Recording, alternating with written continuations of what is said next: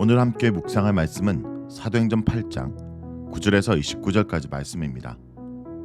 스데반의 선교를 시작으로 초대교회에 큰 박해가 일어나 성도들은 흩어졌습니다. 하지만 그들은 흩어진 곳에서 복음을 전함으로 오히려 복음이 확장되는 계기가 됩니다. 오늘 본문은 그러한 당시 상황 중에서 7 일꾼 중 한 사람인 빌립의 이야기로 시작합니다. 빌립은 박해 때문에 사마리아로 내려갑니다. 박해 때문에 신자들이 흩어지는 것은 고통과 고난을 의미하지만 역설적이게도 복음이 광범위하게 전해지는 도구가 되었습니다. 이것이 바로 하나님이 사용하시는 방법이었습니다.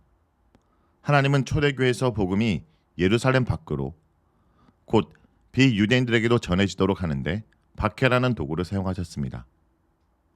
그 심한 박해로 인해 복음이 예루살렘과 유대 지역을 넘어 다른 지역으로 확장되는 과정이 그려지고 있습니다. 오늘 본문의 빌립은 예수님의 12 제자 중 한 사람이 아닙니다. 6장에서 가난하고 소외된 자들을 돌보는 임무를 수행하기 위해 선출된 7 일꾼 중 한 사람이었습니다. 6장에서 7장이 그 7 일꾼 중 한 사람인 스데반의 행적과 죽음을 소개했다면 이제 8장에서는 빌립의 행적을 소개하고 있습니다. 그러나 빌립이 사마리아 어느 도시에서 복음을 전했는지는 정확하게 알 수 없습니다. 오늘 본문 9절은 사마리아인들이 예수님을 믿고 회심하는 이야기를 서술하기 전에 빌립이 복음을 전하기 전에 이곳에서 있었던 일들을 먼저 소개합니다. 이곳에는 시몬이라는 사람이 있었습니다. 그는 자칭 자기를 위대한 자라고 말하면서 마술을 통해 사람을 매혹시켰던 사람이었습니다. 그러자 낮은 사람부터 높은 사람까지 다 그를 총종하여 이 사람은 크다 일컫는 하나님의 능력이라고까지 말했습니다. 사람들이 그를 가리켜 이렇게 하나님의 능력이라고 말했는데 이것은 마술장이 시몬이 사마리아 사람들에 의해 얼마나 높임을 받는가 하는 것과 또한 그가 마술사로서 얼마나 신기한 이적들을 많이 행했는가를 보여줍니다. 그러나 그가 행한 능력들은 하나님의 능력이 아니었습니다. 그렇다고 단순히 사람들의 눈을 속이는 속임수 정도는 아니었던 것 같습니다. 그렇게도 많은 사람들이 그를 따르고 놀란 것으로 보아 그것은 사탄이 준 능력이었을 것입니다. 그것은 어둠의 능력들이었으며 사탄이 그를 통해 오래 역사했던 것입니다. 사마리아 사람들은 오랫동안 그 마술에 놀랐으므로 그들이 청종하였다라고 말합니다. 그들은 마술로 인해 기뻐하지 않았습니다. 마술은 사람들로 하여금 놀라게 만들 뿐이지 기쁨과 자유를 주진 않았습니다.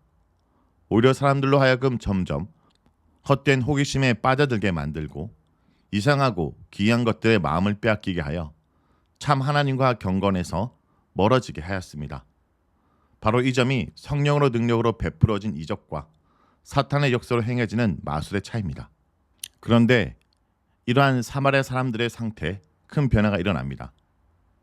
12절에 빌립이 하나님 나라와 예수 그리스도의 이름에 관하여 전함을 듣고 남녀가 다 세례를 받게 되었습니다. 이것은 우상 숭배와 헛된 행실을 버리고 살아계신 하나님께 돌아온 것을 말합니다. 그런데 그 중에는 스스로 큰 자라 자처하며 큰 능력으로 마술을 행하고 사마리아를 놀라게 했던 시몬도 있었습니다. 시몬은 빌립의 표적과 능력이 자신이 했던 것과 차원이 다르다는 것을 안 것입니다. 이 대목에서 시몬의 믿음과 그가 따랐던 것의 진심을 의심할 근거는 없지만 다시 한번 생각해 볼 만한 사건이 곧 뒤에 이어지게 됩니다. 우선 빌립을 통해서 사마리아인들이 회심했던 이 사건이 사도들의 귀에까지 들어가게 됩니다. 사도들은 베드로와 요한을 사마리아로 파견합니다. 본문은 정확하게 어떤 의도로 그들이 보냄을 받았는지 밝히고 있지는 않지만 아마 사마리아인들이 복음을 받았다는 소식이 사도들에게는 쉽게 받아들이기 어려웠을 것입니다. 아직까지 그리스도의 복음이 유대인들만을 위한 것이라는 생각이 사도들에게 지배적이었기 때문입니다. 오랫동안 내려온 이런 생각이 하루아침에 바뀐다는 것은 쉽지 않은 일이었습니다. 예루살렘 교회는 이 일을 신중하게 처리하기 위해 2명으로 구성된 진상조사단을 파견합니다. 무엇보다 베드로와 요한이라는 중요한 두 사도를 파송한 이유는 사마리아는 지역의 중요성을 감안한 조치였을 것입니다. 사마리아는 인종과 역사, 종교적 투수성으로 인해 유대인들과 상종하지 않았으며 상호 간에 서로 갈등과 반목이 매우 컸습니다. 유대인들이 멸시하고 미워하는 사마리아가 하나님의 말씀을 받았다는 소식은 예루살렘의 성도들에게 매우 중요한 소식이 아닐 수 없었습니다.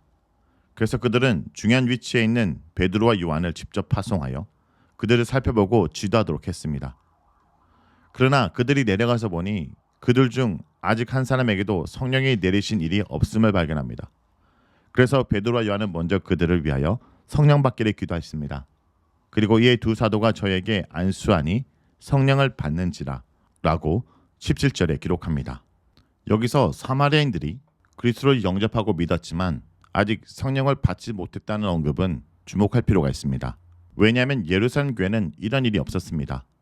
오순절에 120명의 제자 모두 성령을 받은 그날 예수를 영접한 3,000명도 성령을 받았습니다. 예수를 영접한 것과 성령의 임재가 같이 임했습니다. 그러나 이 본문에서는 사마리아인들이 두 사도의 기도 후에 성령을 받게 되는 것을 볼 수 있습니다. 이것은 예수의 믿음과 성령의 임재가 따로 임한다는 것을 말하는 것은 아닙니다. 이것은 복음과 교회가 확장되는 가운데 하나님이 의도적으로 성령을 예루살렘 교회를 대표하는 두 사도들로부터 사마리아 성도들이 안수를 받고 성령을 받음으로써 성령의 공동체인 두 교회는 동등한 교제와 연합의 수준으로 나아갈 수 있음을 보여주는 것입니다. 사도들과 예루살렘 교회는 사마리아 교회를 무시하지 않고 이로 인해 존중하게 되었고 역으로 사마리아 교회도 사도들과 예루살렘 교회를 귀하게 여기게 되었습니다. 이 사건은 하나님이 사마리아 성도들도 유대인 성도들처럼 하나님의 동등한 백성으로 받아주었음을 보여주는 중요한 사건인 것입니다. 이렇게 복음이 확장되어 사마리아인들이 하나님 백성이 되는 긍정적 이야기를 서술하다가 이제 부정적인 사건 하나를 소개합니다. 앞에서 잠깐 등장했던 마주다 시몬은 두 사도가 안수하여 사람들에게 성령이 임하는 것을 목격했습니다. 이에 시몬은 돈을 주고 성령을 살 수 있다라고 생각하고 자신도 성령의 능력을 행할 수 있게 해달라고 요구합니다.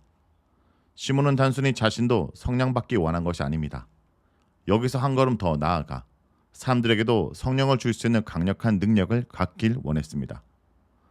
20절에 기록된 베드로의 대답은 거의 저주에 가까운 강력한 경고를 합니다.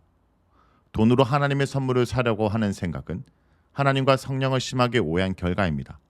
따라서 베드로는 그에게 회개를 촉구합니다. 그런데 5장의 아나니아의 경우와 다르게 시몬에게는 회개의 기회가 주어졌습니다. 시몬은 베드로의 경고를 듣고 베드로의 말이 자신에게 임하지 않게 해달라고 간청합니다. 이 본문이 강조하는 것은 교리적 차원에서 시몬이 중생을 경험했냐 하지 않았냐라는 것이 있지 않습니다. 그릇된 동기와 방법으로 성령의 능력을 소유하는 욕망이 얼마나 잘못된 것인지, 그리고 아무리 심각한 죄를 범죄한 자도 용서의 문이 항상 열려있다는 교훈에 본문의 초점은 있습니다. 성도 여러분, 오늘날에도 예수님의 이름으로 성령의 이름으로 능력을 행한다 하며 많은 사람을 미혹해하는 자들이 있습니다. 오히려 성령을 언급하고 사람들을 조종하고 자신의 이름과 영광을 높이는 거짓 교사들이 있음을 기억해야 합니다.